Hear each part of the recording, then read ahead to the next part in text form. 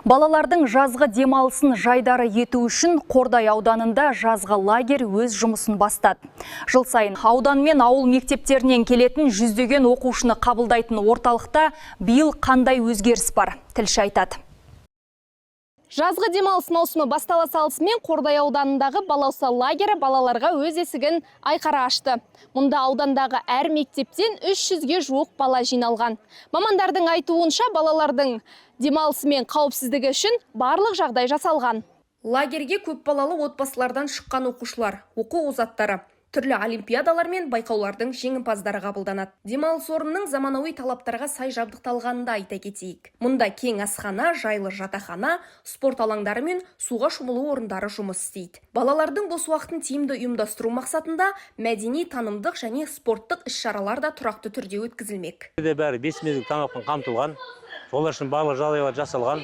Жаңа айтып өткен ойын алаңдары және осы жерде әртүрлі іс-шаралар ұйымдастырылған кестеге сәйкес. Бұл жерде спорттық ойындар, әртүрлі іс-шаралар және де балалар бұл жерде өздеріне мүмкіндік алады, яғни жаңа достар табуға, өздерінің идея дейміз ғой, яғни өздерінің идеяларын бөлісуге, ізденімпаздыққа, бір-біріне деген достар табылып жатады. Сондай жақсы қалыптасқан тұлға ретінде өздерін тәрбиелеп, жауапкершілік сезім шығады деп ойлаймын. Ашылу салтанаты аясында лагерь президенті сайланып, арнайы ту да табысталды. Бұл игі дәстүр балалардың көшбасшылық қасиеттерін шыңдауға бағытталған. Біз сондай-ақ жолдама еленген оқушылармен тілдесіп, олардың алғашқы әсерлерін тыңдадық. Жасөспірімдердің айтуынша лагерь жаңа достар табуға, қызықты орта қалыптастыруға және жазғы демалысты есте қаларлықтай өткізуге үлкен мүмкіндік береді. Лагерден өте жақсы әсер алдық. Мысалға келтірсек, әр күні әр мероприятиялар болады.